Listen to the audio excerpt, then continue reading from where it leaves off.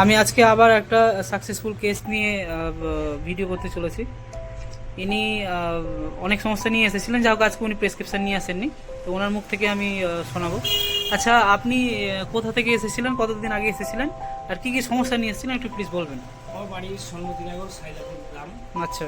হ্যাঁ, আমার দীর্ঘদিনের সমস্যা হচ্ছিল, লিভারের পায়খানা ক্লিয়ার হচ্ছিল না, আচ্ছা। শ্বাসকষ্টের প্রবলেম হচ্ছিল। হুম আমি অনেক জায়গায় মেডিকেল কলেজে ট্রিটমেন্ট করিয়েছি, ওরা সামান্য অ্যালোপ্যাথিক দিয়েছিল। হুম তারপরে আমি খেয়ে হয়েছি, তা হাঁসফাঁস করতাম, সিঁড়িতে উঠা নামা করতে হাঁসফাঁস করতাম। হুম। হ্যাঁ, তারপরে বুকে বামাতে। আপনি যেদিনকে আপনি আসেন সেদিনকে কিছু রিপোর্ট নিয়ে এসেছিলেন, যাই হোক আমার যেটা মনে পড়ছে, আপনি যখন আসেন তখন মেজর যেটা কনসার্ন ছিল সেটা আপনার স্টুল ব্ল্যাক কালার হয়ে গেছিলো।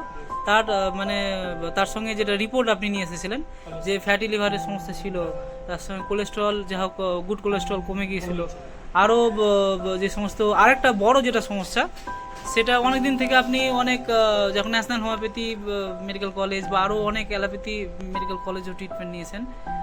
সেই সমস্যাটা হচ্ছে ক্রনিক একটা অ্যালার্জির সমস্যা। অ্যালার্জি। ক্রনিক অ্যালার্জির সমস্যা, সেটা নিয়ে আপনি কতদিন থেকে ট্রিটমেন্ট করাচ্ছিলেন?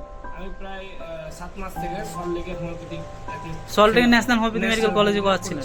হ্যাঁ। ওখানে নিয়ন্ত্রণ হচ্ছে, আওয়া হচ্ছে, নিয়ন্ত্রণ হচ্ছে, আওয়া হচ্ছে। 6 মাস থেকে ওখানে করছিলাম। আচ্ছা আচ্ছা। তারপরে আমি এখানে খোঁজ পাই কাকুর কাছ থেকে, এখানে আপনার কাছে আসি।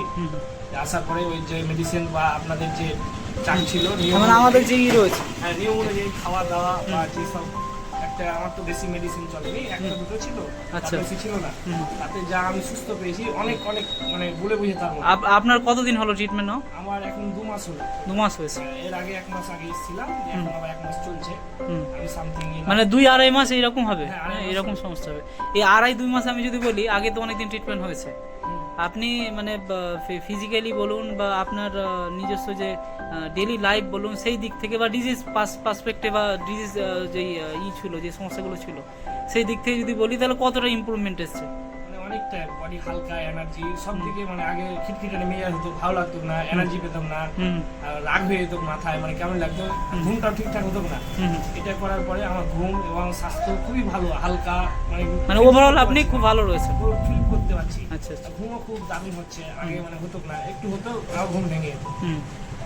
তো যাই হোক, আমি